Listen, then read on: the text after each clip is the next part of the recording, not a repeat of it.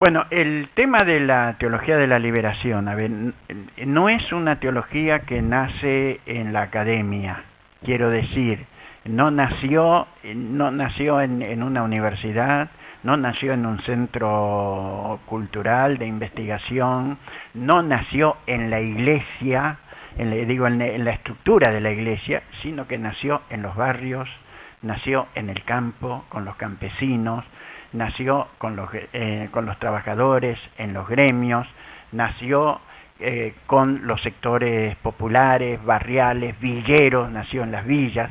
Es decir, nace a partir de una práctica de liberación.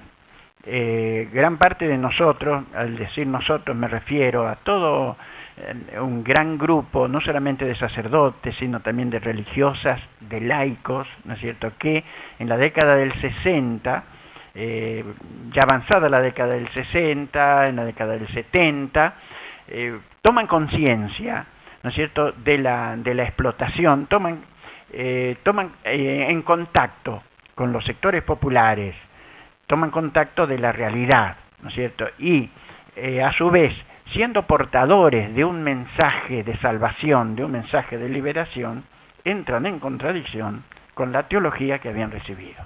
Porque la teología que habíamos recibido no era una teología de liberación, sino que era una teología de dominación. En todo caso, de ayuda, ¿no es cierto? Sí, pero de ayuda de arriba hacia abajo, ¿no es cierto?, de hacer la caridad, de juntar tal vez dinero, etcétera, para las obras de caridad, etcétera, pero no una teología que pensase al ser humano como ser humano, con todos sus derechos, con un proyecto profundo que llevase al ser humano a su plena realización. O sea, de darle pescado, pero no enseñarle a pescar. No enseñarle a pescar, no enseñarle a pescar, ni enseñarle el contexto en el que se puede pescar. Bien. ¿Cierto? Porque no solamente hay que enseñarle, porque si uno le puede enseñar a pescar en el desierto, no se puede pescar. No. Entonces, pescar, hay que ver el contexto en el que se puede pescar. No. O sea, teníamos que aprender realmente a analizar el contexto. De ahí viene la teología, porque ¿qué es la teología?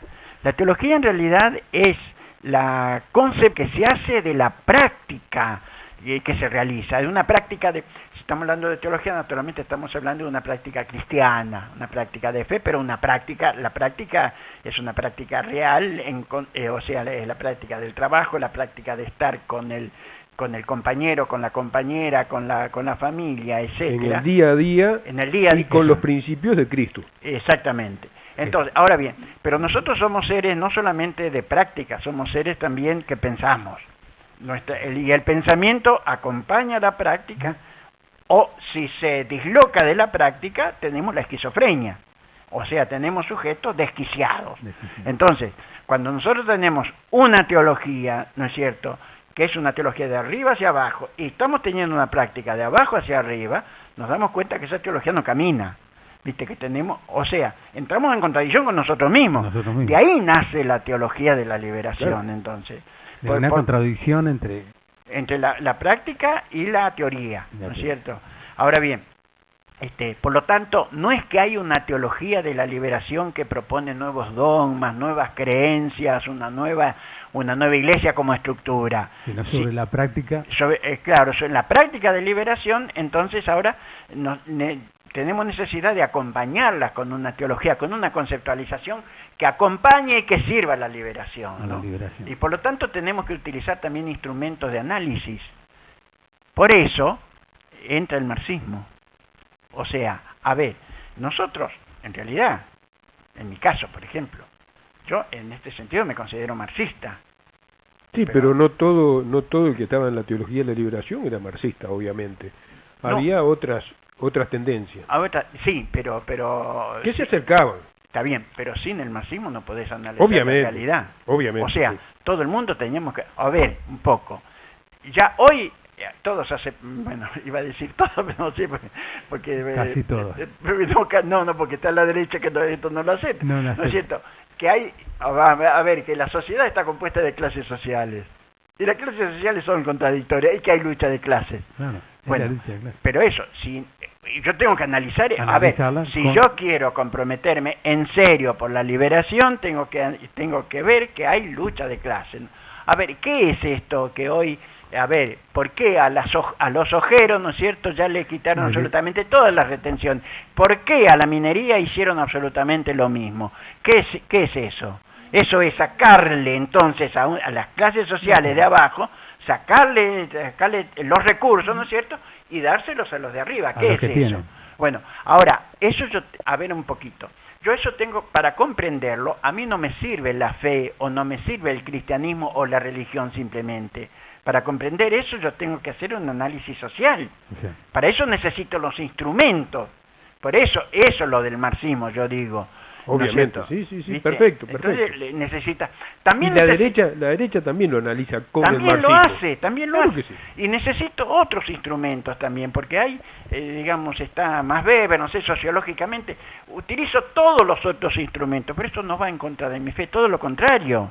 O sea... ¿Reivindica? Claro, porque son instrumentos que sirven para el proyecto de liberación que está en la raíz del cristianismo. ¿No es cierto? Jesús de Nazaret, ¿por qué lo matan?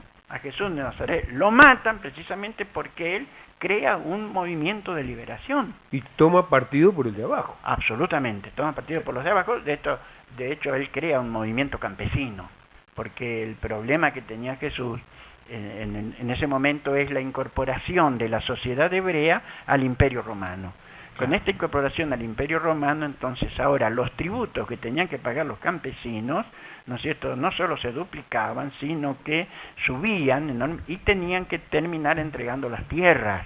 Y con eso se disolvían las familias, y entonces se comienzan a crear bandas, luchas, o algunos se transforman en mendigos, y otros crean movimientos, y surgen distintos movimientos. Así surge el movimiento de Jesús de Nazaret, ¿no?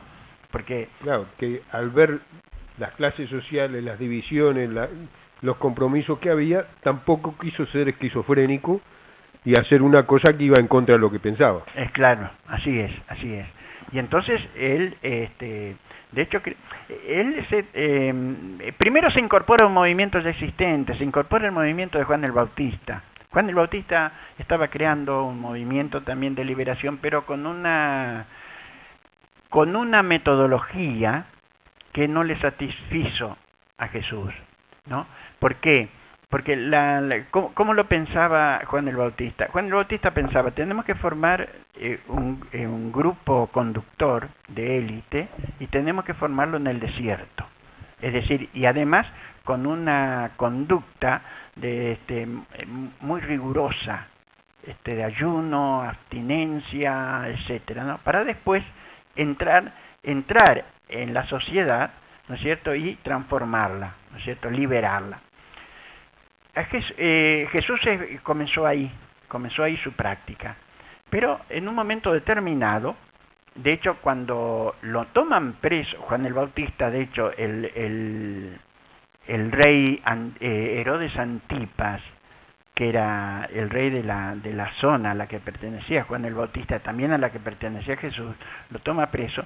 Jesús se da cuenta que esa metodología no funcionaba y entonces él abandona ese movimiento y comienza a trabajar su propio movimiento en el seno de las comunidades campesinas. En la base. Claro, entonces con los pobres, con el pueblo, Milita no con en el desierto, pueblo. no formar una élite, sino directamente en el seno del pueblo, ¿no? Y entonces ahí comienza el movimiento para construir lo que simbólicamente se llamaba el reino de Dios. En todo caso después